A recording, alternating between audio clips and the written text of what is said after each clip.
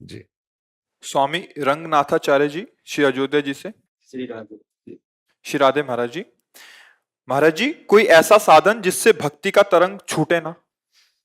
हम तो एक ही बात पाया है, स्मरण। स्मरण, क्योंकि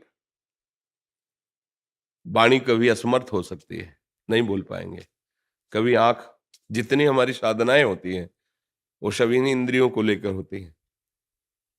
स्मृति संबंध की होती है, वो इंद्रियों से नहीं होती। आंखें जा सकती हैं, माला चलाते हैं हाथ टूट सकता है, कभी परिक्रमा देते हैं पैर कभी धोखा दे सकते हैं, शरीर असमर्थ होकर कभी सैया पे पड़ा रह सकता है, हो सकता है हमारा अंतःकरण भी मूर्छावस्था को प्राप्त हो जाए, पर संबंध उस समय जागृत रहता है।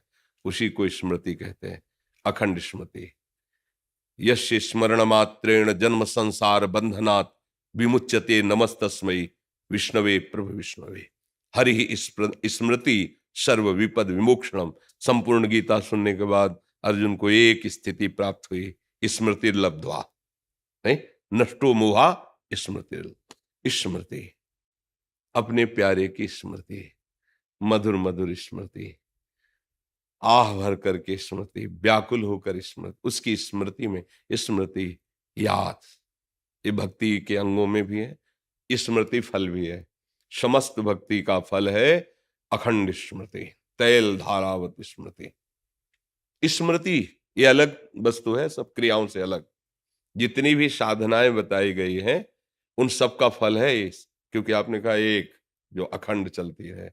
श्रवणम, कीर्तनम, स्मरणम, विष्णुपाद सेवनम, अर्चनम, वंदनम, दास्यम, सख्य, आत्मनिवेदनम।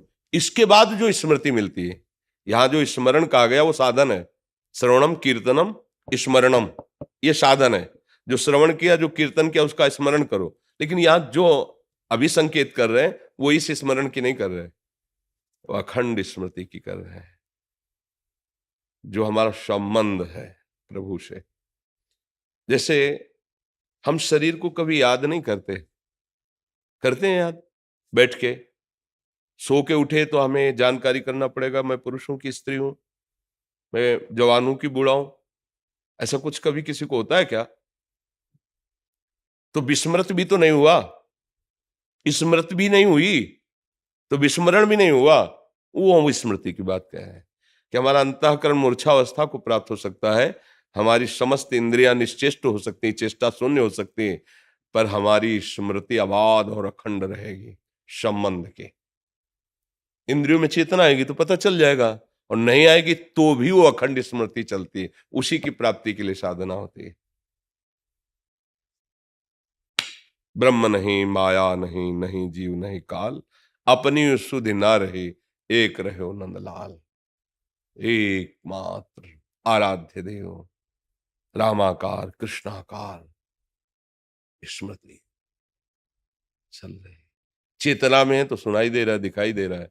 नहीं चेतना में है तो समाधि स्थिति, निद्रा समाधि स्थिति, चाहे मूर्छा में चाहे निद्रा में अखंड स्मृति चलती रहती है। जिसका अभ्यास ऐसा हो गया है कि निरंतर भगवान नाम गुण कीर्तन सेवा सत्संग के अभ्यास से वो स्मृति को प्राप्त, लब्ध्वा स्मृति लब्धा, वो कभी विस्मृति नहीं हो सकती। अखंड स्मृति हर समय बनी रहती है, उसी से परम पद की प्राप्ति होती है। ये बाहरी चेष्टाएं तो एक दिन खत्म हो जाएंगे, जब भूमिका स्थिति बढ़ेगी तब, नहीं तो इस शरीर की दशा ये परिवर्तनशील और नाशवान, ये कोई बराबर स्वस्थ नहीं रहेगा, बराबर ये सब बने नहीं रहेंगे, ये मिटते चले जा रहे हैं प्रतिपल। तो हमें क्या प्राप्त करना है जो इनके बिना भी हो सकता है, वो स्मृति। जैसे ये सब चेष्टाएं सुषुप्ति में लय रहती हैं, सुषुप्ति में कोई चेष्टा नहीं रहती, पर जब आप जगते हैं तो लगता है कि मैं अच्छा सोया, तो स्मृति थी उस समय भी ना, आप भूले नहीं, वो स्मृति थी मैं की।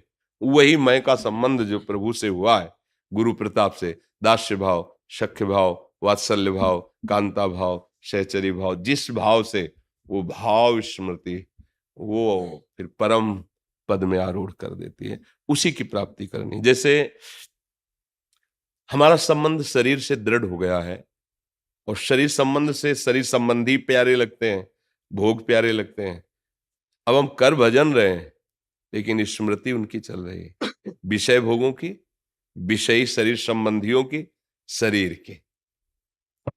और जिसको स्मृति प्राप्त है वो व्यवहार बरतता हुआ दिखाई दे रहा है, लेकिन उसकी स्मृति भगवदाकार है, वही सिद्ध पुरुष है। बीच बाजार में बैठा हुआ है, लेकिन स्मृति भगवदाकार है। घर परिवार में बैठा हुआ है, स्मृति भगवदाकार है। जैसे एकांत में बैठा हुआ माला लिए भजन करने की चेष्टा दिखाई दे रही, लेकिन स्मृति उसकी विषयों में जाती है, शरीर में जाती है। क्यों? क्योंकि संबंध और सुख का वहां भाव है। ऐसे ही उपासक साधना के द्वारा जब अपनी बुद्धि को निर्मल करके अपने आराध्य देव में प्रतिष्ठित कर देता है, मयि मन आदत सो मयि बुद्धि निवेशित, बिल्कुल समर्पित बुद्धि, हमारे प्रिया प्रीतम, हमारे सियाराम, हमारे राधे श्याम, वो अपनापन इतना बैठ गया कि अब भूल ही नहीं सकता। वो अखंड स्मृति, अखंड स्मृति, जित देखो तित श्याममयी, अखंड स्मृति, ये सब साधना का फल है। इसमें कोई संशय आपको? जी। कर्नल योगेंद्र मोहन जी